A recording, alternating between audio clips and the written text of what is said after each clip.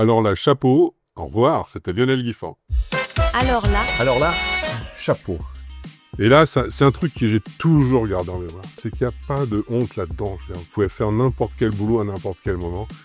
Le jour où j'ai dit à ma mère, je vais être DJ, franchement, j'ai pris la claque d'un côté et le frigo sur l'autre joue. Donc, ok, d'accord, bon là, ça va pas marcher tout de suite. À mes heures perdues, je règle encore des process pour les copains. Faisant partie de la génération FM, il n'y a pas d'autre mot, je pense qu'on a eu une chance extraordinaire puisqu'on a construit un média. Alors là, chapeau. Un podcast audio et vidéo de et avec Philippe Chapeau.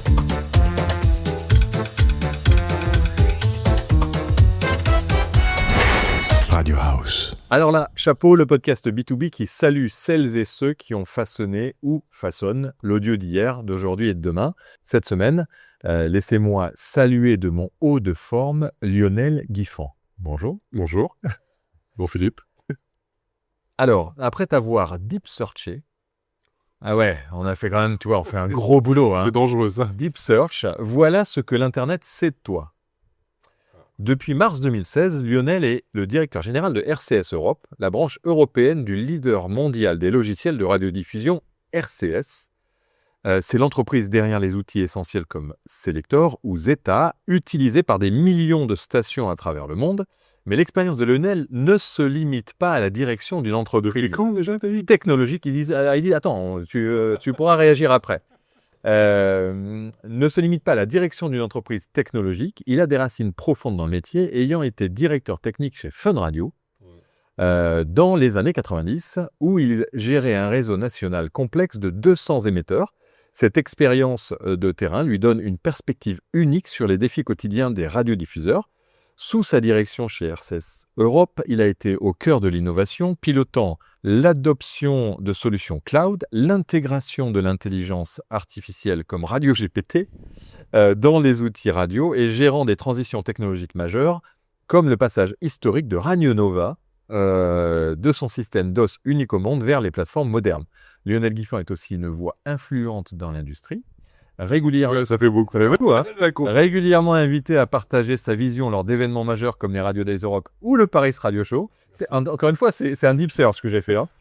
Il y défend une vision où la technologie est clé pour l'avenir de la radio tout en soulignant l'importance de ses fondamentaux, comme son rôle crucial en temps de crise. Avec un parcours alliant expertise technique pointue et leadership stratégique, Lionel Guiffant est l'interlocuteur idéal pour décrypter les enjeux et l'avenir de notre média. C'est impressionnant. Qu'est-ce que tu penses de cette... Il manque plein de choses. Alors, il manque plein de choses parce qu'on en a parlé déjà, on se connaît quand même bien tous les deux. On en a parlé, il y a tout un pan avec la période des tournées Ricard et tout ça. Oui, bien sûr, mais faut que je raconte tout. Ah bah ouais, non, mais vas-y, qu'est-ce qui manque dans cette description? Déjà sur Fun, il en manque un petit peu parce que j'ai créé Fun TV de A à Z, donc déjà qui est un autre élément quand même très important. Mais bon. Très peu d'infos sur toi sur LinkedIn. En gros, sur ton LinkedIn, il y a marqué RCS Europe, rien d'autre. Peut-être, faut que je m'en occupe. Et Deep Search n'a rien trouvé d'autre en fait. Ça veut dire que c'est quand même pas très... Enfin, tu communiques pas beaucoup dessus. Non, ça c'est sûr, ouais. Je suis occupé. Ouais. Je suis occupé à m'occuper des radios. Non, et puis il n'y a pas ta bio non plus sur Internet. Donc vas-y, raconte. Ouais, qu'est-ce qui manque dans cette description? On va faire très simple en fait. Moi, comme beaucoup de monde de ma génération, j'avais 18 ans, 17 ans au début des années 80, donc je suis rentré dans la radio de plein pied, puisqu'elle a démarré, moi je suis de Montargis, dans le Loiret, et il se trouve qu'on a une des toutes premières autorisations de la CNCL. Oui, aux autorités, au CNCL, je ne sais même plus quelle était en premier.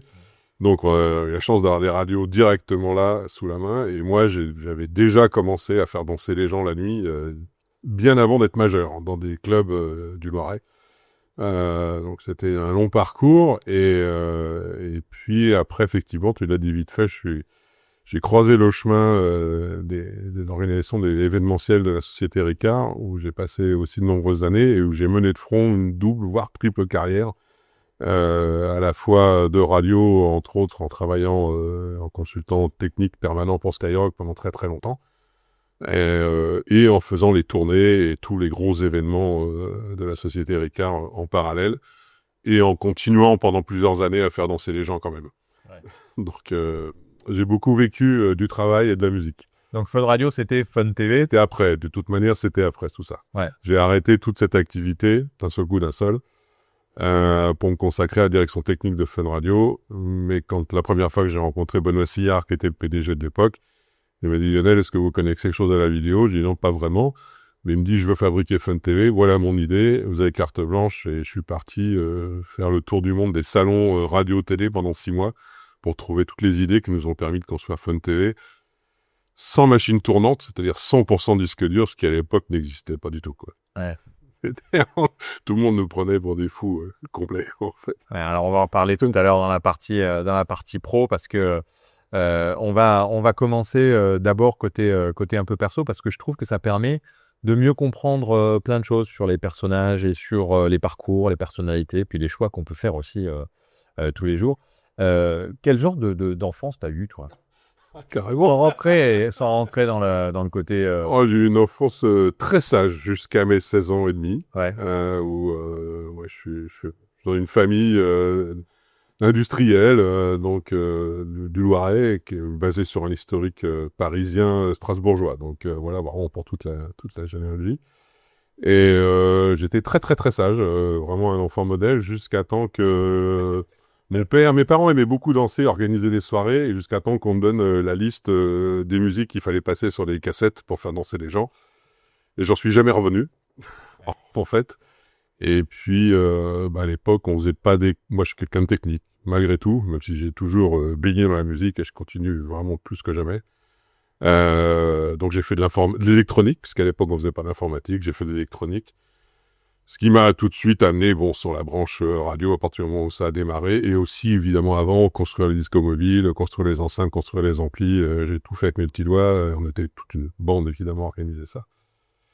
Donc, je suis passé du jour au lendemain de jouer contre train électrique à la cave de chez mes parents à faire danser des gens dans les soirées privées et puis même en club très, très rapidement à côté d'Orléans, à Sully-sur-Loire, au Tana en particulier, et puis dans d'autres boîtes, quoi. T'as encore tes parents? Oui. Tes parents sont toujours en vie Oui, même si c'est compliqué, c'est mon père. Ouais. Alors, on va faire un petit flashback par période de 15 ans. Le gosse que tu étais à 15 ans, d'accord, à 15 ans, dirait quoi de l'homme que tu étais à 30? C'est-à-dire, si à 15 ans, tu te voyais quand t'en avais 30. Voilà, c'est la fin de cette partie d'Alors là, chapeau, disponible gratuitement. C'est déjà fini? Eh oui, c'est fini.